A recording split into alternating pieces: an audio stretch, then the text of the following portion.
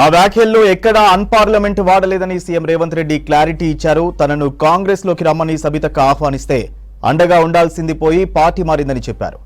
అక్కల మాటలు నమ్మి మోసపోయానని కేటీఆర్ కు చెప్పానే తప్ప వాళ్ళ పేర్లు చెప్పలేదన్నారు.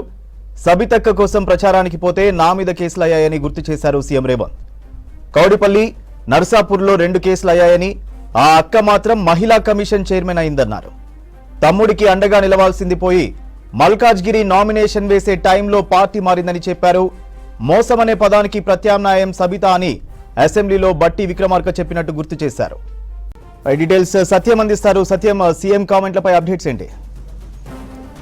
అసెంబ్లీలో జరిగిన పూర్తి గందరగోళానికి సంబంధించి సీఎం రేవంత్ రెడ్డి స్పందించారు. ఆయన మీడియాతో చిట్చాట్ చేశారు. ఇక మోసానికి సబితా ఇంద్రారెడ్డి ఏ విధంగా మోసం చేసిందో బట్టి విక్రమార్క, అంటే ప్రస్తుతానికి డిప్యూటీ సీఎంగా ఉన్న బట్టి విక్రమార్క గత ప్రభుత్వంలో సిఎల్పి నాయకుడిగా ఉన్నారు. ఆయన గతంలో జరిగిన అంశము ఏ విధంగా సబిత మోసం చేసిందో రాజకీయంగా కాంగ్రెస్ పార్టీని అంశాన్ని బట్టి సభలో ప్రస్తావించారని సీఎం రేవంత్ రెడ్డి చిట్చాట్లో చెప్పారు. ఇక దీంతోపాటు సభలో తాను ఎక్కడ అన్పార్లమెంటరీ వర్డ్స్ వాడలేదని కూడా ఆయన స్పష్టం చేశారు. ఎందుకంటే సభలో తనకు వెనకాల ఉన్న అక్కల మాటలు నమ్మి రాజకీయం చేయొద్దంటూ కూడా తాను కేటీఆర్కు సలహాలు ఇచ్చాను తప్ప ఎవరి పేరు తాను ప్రస్తావించలేదు.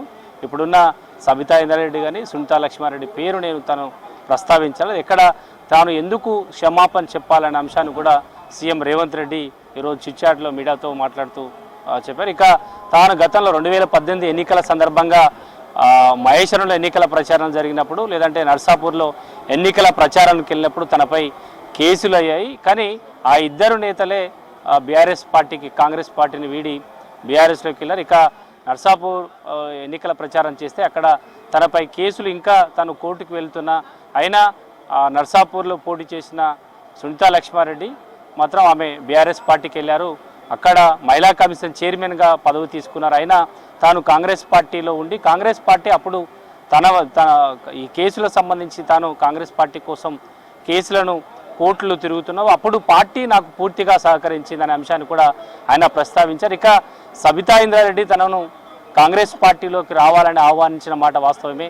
అది అంతర్గతంగా జరిగింది. ఇద్దరం ఆమె తనను గౌరవిస్తూ ఆ రోజు ఆహ్వానించింది.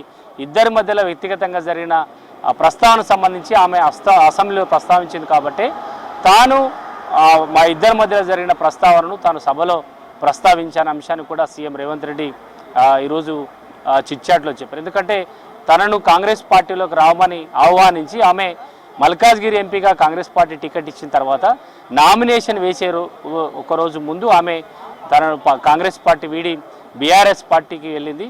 ఎవరు మోసం చేశారో తెలంగాణ ప్రజలకు తెలుసు అనే అంశాన్ని కూడా సీఎం రేవంత్ రెడ్డి ప్రస్తావించారు. ఇక సబితా ఇంద్రారెడ్డికి సభలో అగౌరవం జరిగితే, లేదంటే ఆవేదన చెందితే ఎందుకు ఆ పార్టీ సభానాయకు, ఆ పార్టీ ప్రతిపక్ష నాయకుడు ఉన్న కేసీఆర్, అదేవిధంగా మాజీ మంత్రి హరీష్ రావు సభకు ఎందుకు రాలేదు అనే అంశాన్ని కూడా ఆయన ప్రస్తావించారు. కేవలం సభను కేటీఆర్కు వదిలేయడం వెనుక రాజకీయంగా ప్రతిపక్ష నాయకుడు పాత్రను పూర్తిగా కేటీఆర్కి ఇవ్వడానికే కేసీఆర్ ప్రయత్నం చేస్తున్నారు అనే అంశాన్ని కూడా ఆయన ప్రస్తావించారు.